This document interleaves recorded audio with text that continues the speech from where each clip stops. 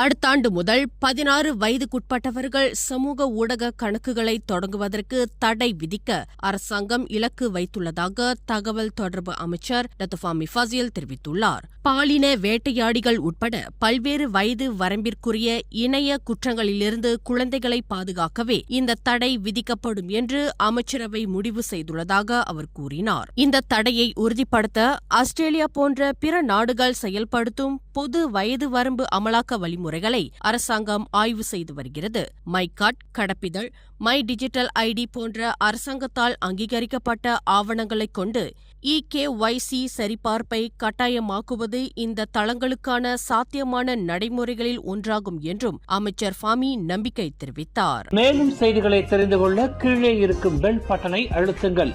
உங்கள் மகிழ்ச்சியை வெளிப்படுத்த லைக் மற்றும் ஷேர் செய்யுங்கள்.